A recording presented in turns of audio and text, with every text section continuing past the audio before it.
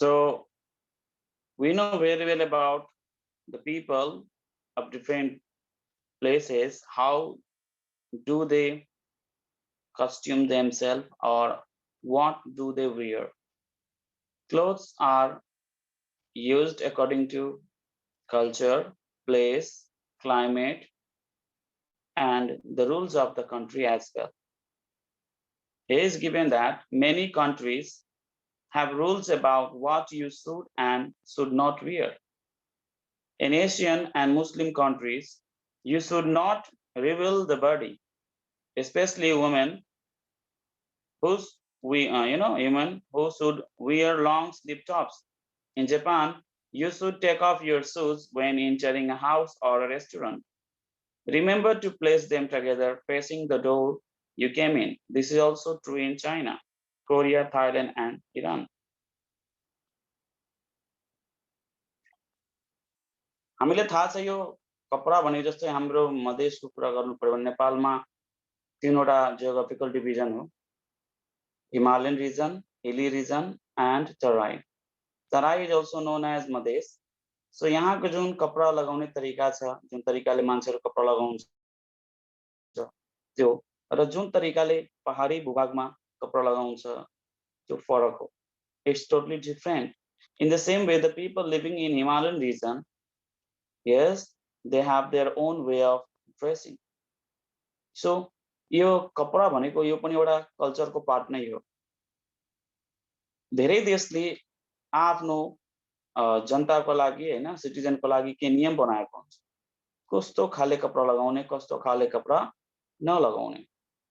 जस्तै धेरै एसियन र मुस्लिम कन्ट्रीजहरुमा गभर्नमेन्टले नै नियम नै लगाइदिएछ. स्पेशली मुस्लिम कन्ट्रीहरुमा के हुन्छ, आइमाईहरुलाई आफ्नो बडी रिभिल गर्न मिल्दैन. रिभिल भनेको देखाउनु, शो गर्नु. जस्तो आजकल यो वेस्टर्न मुभीहरुमा हैन, इभन बलिउड है, इन्डियाको धेरै फिल्महरु हामी हेर्छौं, नेपाली फिल्ममा पनि, भोजपुरीमा एउटा फिल्मको कुरा हामी गर्छौं. यो आजकल यो westernization, we known as modernization. Yes, उनीहरुले के गर्छ, आफ्नो बडी शो गर्छ है, फिजिकल है एपियरेन्स बडी हुन्छ, सानो कपडा लगाउने, छोटो कपडा लगाउने हैन, like this they are showing culture भइसकेछ. तर मुस्लिम कन्ट्रीमा कस्तो हुन्छ भने त्यहाँको आइमाईहरुले, स्पेशली आइमाईहरुले आफ्नो बडीलाई शो गर्न मिल्दैन, एउटा नियम छ. र लङ स्लीव टप भनेको तल हैन देखि माथि, और वी क्यान से माथिदेखि तलसम्म पुरै ढाकिएको हुन्छ. अब यसलाई धेरै ठाउँमा कपडा लगाएपछि हिजाब लगाइने, बुर्का हुन्छ, अरु कुन कुन ल्याङ्ग्वेजले नाम हुन्छ त्यसको. So this is the system of that very countries. Just for example, Saudi Arabia, hey, other country as well. But in Nepal, people are totally modernized. Hey, they are advanced. They don't need to follow these sort of rules. It's okay. Next, in Japan, you should take off your shoes when entering a house or restaurant. Look, in Japan, what is the rule is this? When you enter into a restaurant or house, but do we follow the same thing in Nepal? No. In Nepal, we don't do the same thing. But in Japan, you must put off your shoes. You take off your shoes. Yes, आफ्नो जुत्ता चप्पल जे छ बाहिर फुकाल्नु पर्छ, घर होस् या restaurant होस्. Because they believe about, yes, their neatness, their, yes, sanitation, cleanliness. They don't need to, yes, make it uncivilized. They are totally civilized. They are better educated. Next, remember to place them together facing the door you came in. How to take off their shoes. After taking off their shoes, they put their shoes or slipper facing the door when they came in. Or we can say, हाम्रोतिर पनि त्यही गर्छ. ढोकालाई ढोका हुन्छ है, ढोका निर हामी जब आफ्नो जुत्ता चप्पल जे छ खोल्छौं भने त्यो निकाल्नु पर्दा फुकाल्नु पर्दा के गर्छौं हामी, त्यो ढोकासँग त्यो फेस गरेको हुन्छ. अपोजिट हामी मान्न सक्छौं त्यसको जुन. अनि निस्किने बेलामा आफ्नो जुत्ता चप्पल जस्तो लगाउन जाने एउटा नियम हो. अर्को छ, यो नियमहरु कहाँ कहाँ पाउँछ? चाइनामा पनि पाउँछ, कोरिया, थाइल्यान्ड र Iran. Some country following Buddhism, they do the same thing.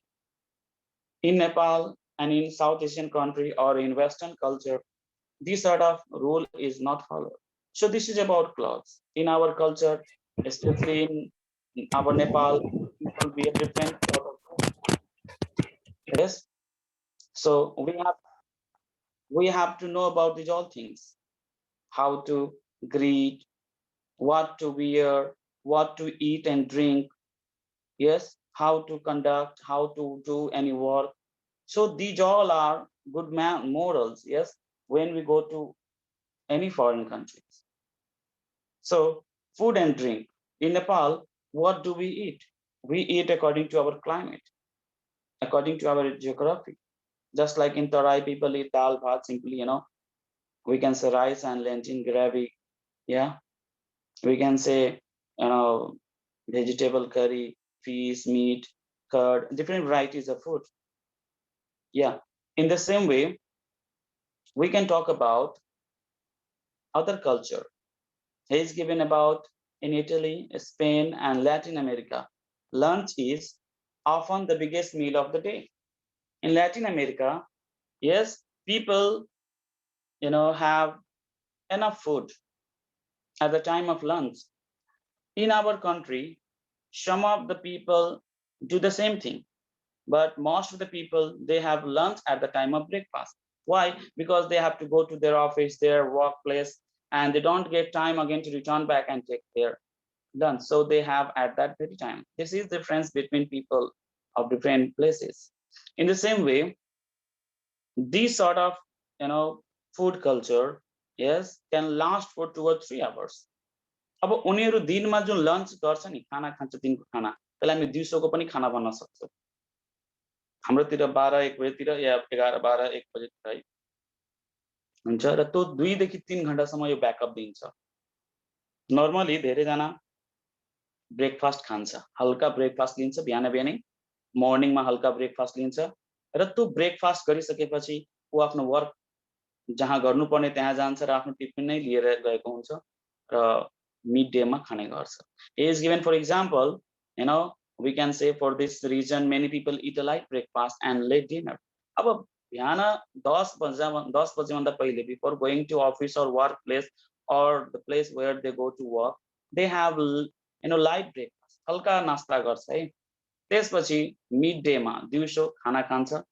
त्यसपछि उनीहरू जब खाएको हुन्छ त त्यो त डाइजेस्ट हुन पनि टाइम लाग्छ नि त। अनि वर्क भनेको बढी गरेर अफिसमा उनीहरू काम गर्छ, मोस्टली अमेरिकन और people belonging to Spain, Italy, like this.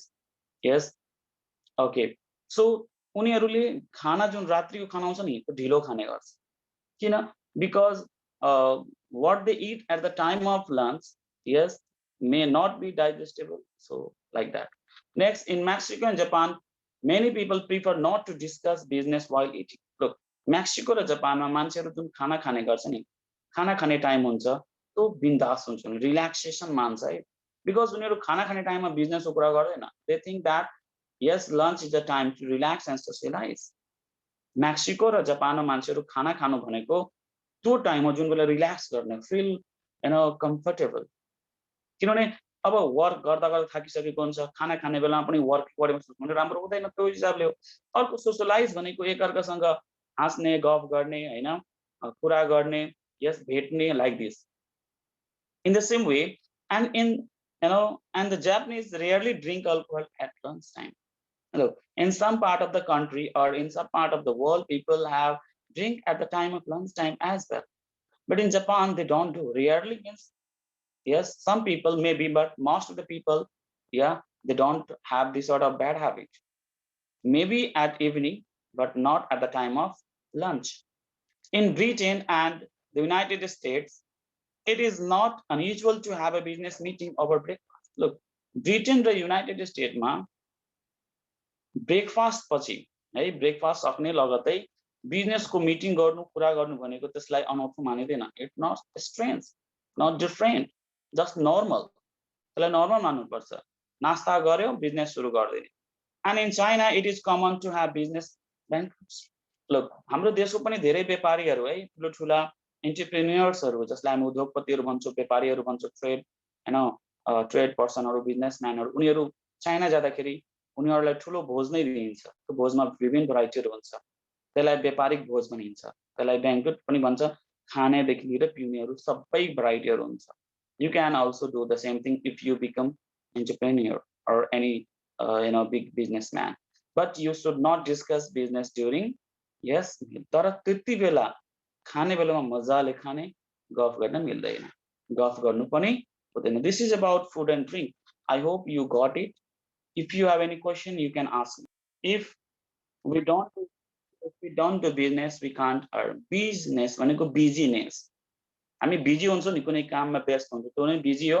र बिजी भएर जब व्यस्त भइहाल्छ, यो नाउन हो, त्यसैले बिजनेस भनेको छ बिजीनेस है। र if you involve in any sort of activities to earn, to have profit, to gain money, yes, to raise your economical status, it is known as business. So in most countries, an example of business in an exchange of business cards is essential for all. Introductions. Look, धेरै देशहरुमा के हुन्छ, exchange गर्नुपर्छ, आफ्नो business कार्डलाई exchange गर्नुपर्छ, आदान प्रदान गर्नुपर्छ। Why? For better understanding, for better introduction. अब गएर त्यहाँ आफ्नो बारेमा 10-20 लाइन सबैलाई भन्नुभन्दा राम्रो, just you have yes your business card, you can distribute to everybody, then people can understand about your status, about your purpose, about everything. Yes, so business card भनेको essential हुन्छ, कम्पल्सरी हुन्छ धेरै देशहरुमा। हाम्रो देशमा पनि आजकल मान्छेहरु बिजनेस कार्डहरु बनाइराछन्, त्यसलाई भिजिटिङ कार्डको रूपमा पनि युज गर्छ। You should include your company name and your position in a business card. अब बिजनेस कार्डमा आफ्नो कम्पनीको नाम र पोजिसन पनि युज गर्नुपर्छ। गर्न पनि सक्छौ, गर्दा राम्रै हुन्छ, गर्नु पनि पर्छ। Why? किनभने कुन कम्पनी हो, त्यो कम्पनीको पर्पस के हो, र what is your designation, your position, तिम्रो पद के हो, त्यो त राख्नै पर्छ नि। सपोज मलाई कार्डै बनाउनु पर्छ आफ्नो बिजनेस कार्ड, म के बनाउँछु, बिजनेसको नाम लेख्नु पर्यो भने हैन, एउटा संस्थाको नाम राख्ने र आफ्नो नाम राख्ने, त्यसपछि आफ्नो पोजिसन राख्ने, कन्ट्याक्ट नम्बरहरु, address, everything. If you are going to a country where your language is not widely spoken, you can get reverse side of your card printed in the local language. यदि कुनै देशमा या कुनै ठाउँमा है, कुनै देशैमा या कुनै ठाउँ भनौं या कुनै देश भनौं, यदि हामी जान्छौं र हाम्रो भाषा त्यहाँ बोलिदैन भने, व्यापक रूपमा थोरै मान्छेले मात्र बोल्छ र बुझ्छ भने, हामीलाई के गर्नुपर्छ, त्यहाँको लोकल ल्याङ्ग्वेजमा है, reverse side of the card भनेको कार्डको अर्कोपट्टि है, अर्कोपट्टि अर्को साइडमा हामीले के गर्नुपर्छ, त्यहाँको लोकल ल्याङ्ग्वेजमा त्यो वर्डहरु, त्यो शब्दहरु, त्यो कुराहरु प्रिन्टेड गराउनुपर्छ। Suppose you go to yes Gujarat, and if you don't know Gujarati language, yes, you may have your own language printed over there, then you can have the back side of this very card in the language of that very people. जापानमा गयो भने Japanese language हुनुपर्छ, एक साइडमा English भयो भने अर्को साइडमा जापानिज ल्याङ्ग्वेज हुनै पर्छ। फ्रेन्च है भनेको फ्रान्समा गयो भने फ्रेन्च हुनुपर्छ, चाइनामा गयो भने चाइनिज हुनुपर्छ। Suppose you go to Sri Lanka, then त्यहाँको ल्याङ्ग्वेजमा like this तो हुनुपर्छ, लोकल ल्याङ्ग्वेज के हो त्यहाँको। yes, you must present your card with both hands. अब कार्ड दिनु बेलामा यसरी दुवै हातले थमाउने, दुवै हात, एक हातले यसरी दिने हैन, दुवै हातले थमाउने हो, र त्यो कसरी, with the writing facing the person you are giving it. अब यसरी हेराउने हो, दिने बेलामा उसले हेर्दाखेरि उसले पहिले पढ्न पाओस् नामहरु, उसलाई त्यसलाई टर्न ब्याक नगर्नु पर्यो, डाइरेक्ट उसले हेर्न सकोस् भनेर हो।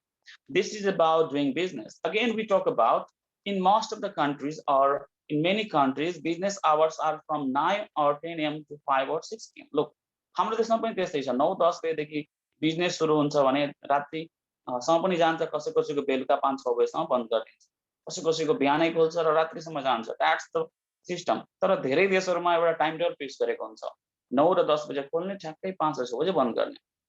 However, in some countries such as Greece, Italy, yes, and we can say other country as well,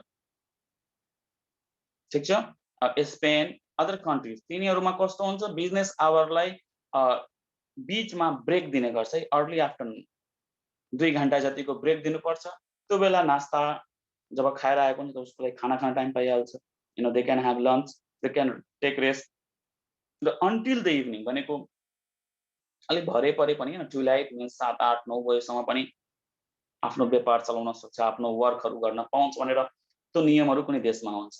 कुनै देशमा हुन्छ। लगभग यो यहाँ देशको नाम पनि मेन्सन गरेको छ ग्रिस, इटली, स्पेन र यो देशहरू। हाम्रो देशमा त्यस्तो केही छैन नियमहरू। जसलाई जुन बेला मन लाग्छ पसल खोल्ने हो, जुन बेला मन लाग्छ त्यति बेला बन्द गर्ने हो। बट मैले बर्गिनियातिर हेरेको छु त्यहाँ अलि सिस्टम पनि बनाएको छ, एक दिन बन्द गर्ने, कति बजेदेखि कति खोल्ने एउटा बनाएको छ। It's okay. Next we talk about Japan. Yes yes, Japanese businesses, business people, Japanese business people consider it their professional duty to go out after work with colleagues to restaurant, bar, or nightclubs.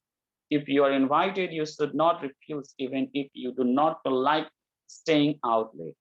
जापानमा के हुन्छ भनेको business hours हुन्छ नि त्यो सकिसकेपछि, work सकिसकेपछि त्यहाँ भनेको कस्तो कल्चर बनाएको छ कि आफ्नो साथीहरूसँग कोवर्कर्स, कलिग्स भनेको कोवर्कर्ससँग है रेस्टुरेन्टमा, बार, बियर बारहरू, नाइट क्लबहरूमा, डिस्को डान्सहरूमा जहाँ मन छ त्यहाँ जान्छ रिल्याक्सेसनको लागि, रिल्याक्स गर्नलाई। र तिनीहरूले त्यसलाई आफ्नो प्रोफेसनल ड्युटी मान्छ। प्रोफेसनल ड्युटी भनेको पेशागत, आफ्नो पेशाको लागि उनीहरूले एउटा रिल्याक्सेसनको दिनभरको थकान दूर गर्नलाई पनि हो र त्यसलाई उनीहरूले लाज मान्दैन। But this is not suitable in our country. In our country, after work, we have to take rest. We have to go to our own place. We have to stay at home with our family, whoever, or who are there. Yes, but in Japan, yeah, they can enjoy it. If you're invited, you should not refuse, even if you do not feel like staying out late. यदि तिमीलाई त्यहाँ निमन्त्रणा दियो भने, invite गर्यो भने, बोलायो भने refuse garna milदैन। you should not ignore, you should go there even if you don't like to go there, मन नगरे पनि जानै पर्छ। So like this is about business, yes, food and drink, yes, so we can discuss more than this, okay।